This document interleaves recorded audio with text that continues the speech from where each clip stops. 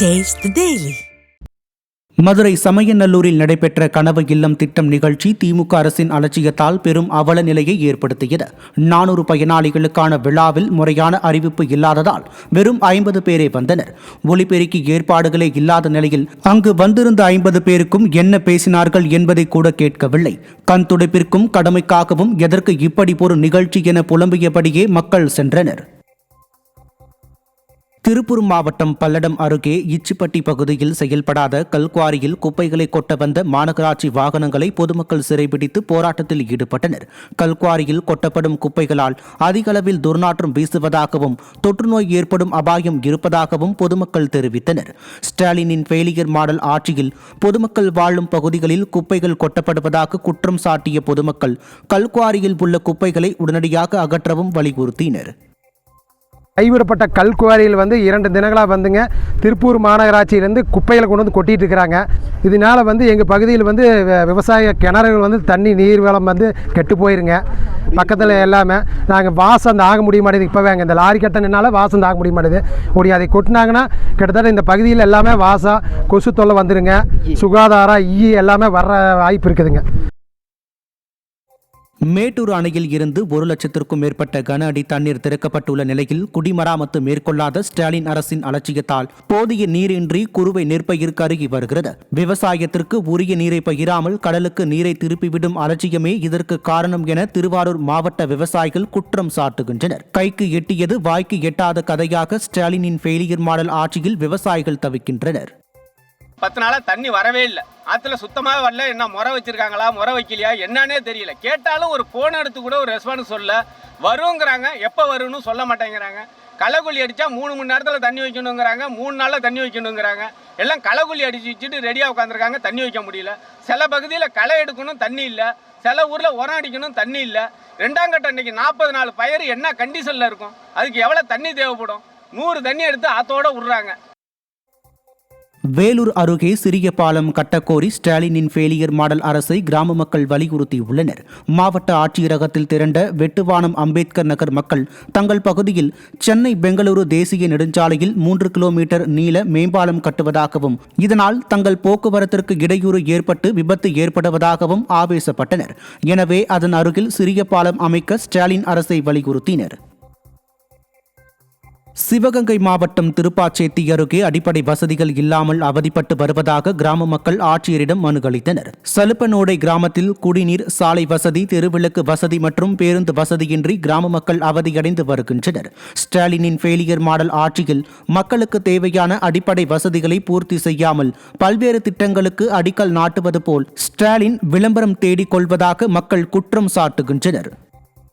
Bathroom போகிறதா இருந்தாலும் அந்த 3 குடத்துல தான் எல்லாமே யூஸ் பண்ணிட்டு இருக்கோம். அதே மாதிரி அந்த தண்ணி மட்டும் எங்களுக்கு பஸ்ஸு தண்ணி அந்த குழந்தைங்க சேஃப்டிக்கோசரம் தான் நாங்கள் அந்த மாதிரி பண்ணிட்டு இருக்கோம்.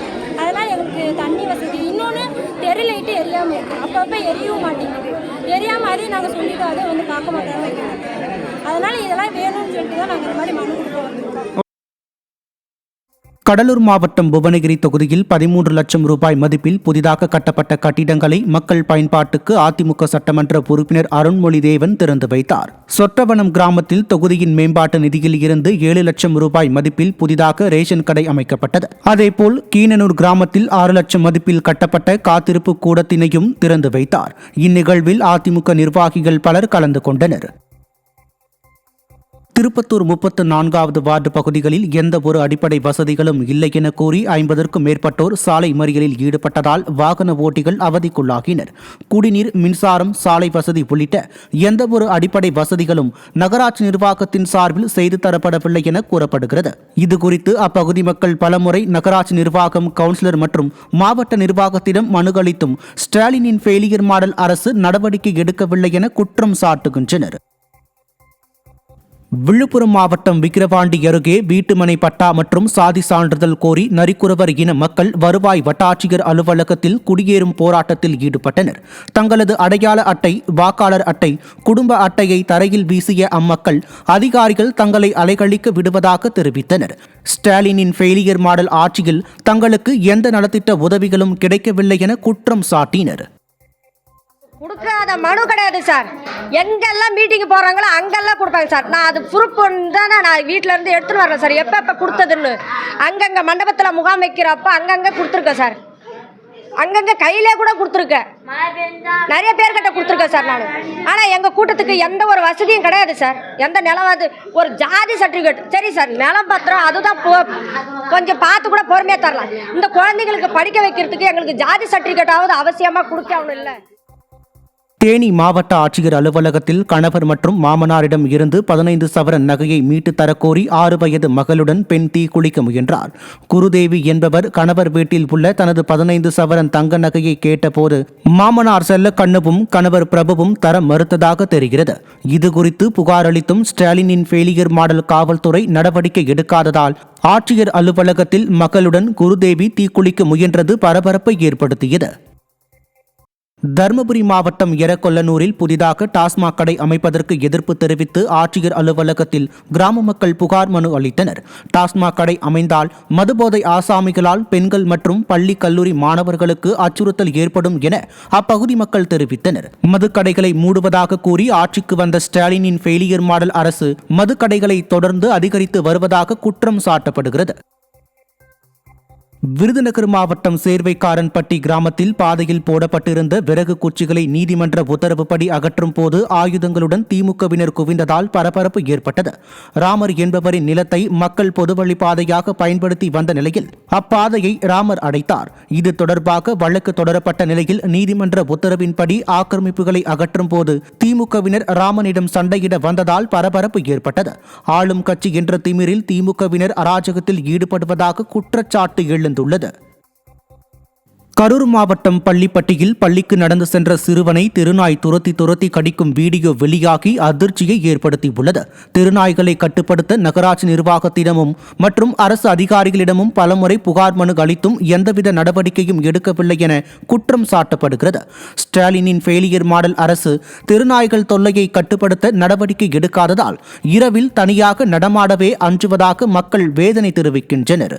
திண்டுக்கல் மாவட்டம் செம்பட்டி அருகே விடிய அரசின் தகரடப்பா பேருந்து பழுதடைந்து நின்றதால் பயணிகள் அவதியடைந்தனர். தேனியில் இருந்து திருப்பூர் வரை செல்லும் அரசு பேருந்து திண்டுக்கல்லில் பழுதாகி நின்றது. ஸ்டாலினின் ஃபெயிலியர் மாடல் ஆட்சியில் போக்குவரத்து துறை செயலிழந்துள்ளதால் தகரடப்பா பேருந்துகளை இயக்கி மக்களின் உயிரோடு விளையாடுவதாக பொதுமக்கள் குற்றம் சாட்டுகின்றனர். புதுக்கோட்டை மாவட்டம் கீரமங்கலம் அருகே அரசு பள்ளியின் தலைமை ஆசிரியரை மாற்றக்கோரி மாணவர்களை பள்ளிக்கு அனுப்பாமல் பெற்றோர்கள் புறக்கணிப்பு போராட்டத்தில் ஈடுபட்டனர். புதிதாக பொறுப்பேற்ற தலைமை ஆசிரியர் கருப்பையன் மீது ஏற்கனவே பணிபுரிந்த பல்வேறு அரசு பள்ளிகளில் நிதி மோசடி, போலி முத்திரை அடித்து வங்கியில் மோசடி செய்தது உள்ளிட்ட புகார்கள் உள்ளதால் அவர் தங்களது பள்ளிக்கு வேண்டாம் என மாணவர்கள் முடிவெடுத்துள்ளனர். ஸ்டாலினின் ஃபெயிலியர் மாடல் ஆட்சியில் பள்ளி ஆசிரியர்களே மோசடியில் ஈடுபடும் அவலம் அரங்கேறுவதாக பெற்றோர் குற்றம் சாட்டுகின்றனர். ராமநாதபுரம் மாவட்டம் கமுதி பேரூராட்சியில் சாதிய பாகுபாடு பார்க்கப்படுவதாக கூறி தூய்மை பணியாளர்கள் மாவட்ட ஆட்சியரிடம் மனு அளித்தனர். அம்மனுவில் பேரூராட்சி தூய்மை பணியில் பட்டியல் இனத்தவர் மட்டுமே ஈடுபடுத்தப்படுவதாகவும் அப்பணிக்காக தேர்வான மற்ற சமூகத்தினருக்கு வேறு பணி வழங்கப்படுவதால் தூய்மை பணியில் சிக்கல் ஏற்படுவதாகவும் குற்றம் சாட்டியுள்ளனர். ஸ்டாலினின் ஃபெயிலியர் மாடல் ஆட்சியில் சாதி பாகுபாட்டால் சமூக நீதி படாத பாடுபடுவதாக விமர்சனம் எழுந்துள்ளது. துப்புரவு பணியாளராக இருக்கிறோம். எங்களுக்கு தாழ்த்தப்பட்ட ஒரு சமூகத்தை சேர்ந்தால் நாங்கள் 12 பேர் மட்டும் துப்புரவு பணியை பார்த்து கொண்டு வருகிறோம். துப்புரவு பணிக்கு வந்தவர்கள் மாற்று சமுதாயத்துக்காரர்கள் எங்களோட பணிக்கு வரதற்கு மறுக்கிறார்கள். அதுக்கு அது நிர்வாகம் எந்த ஒரு நடவடிக்கை எடுக்கவில்லை. ஓட்டு போட்டு சுற்றி போடவும் இந்த மாதிரி டயத்தை பாஸ் பண்ணி வச்சுருக்காங்க. மாற்று பணிக்கு வர மாட்டாங்க. அந்த பணிக்கு வர மாட்டாங்க. எங்களுக்கு பணி சும்மா அதிகமாக இருக்குது.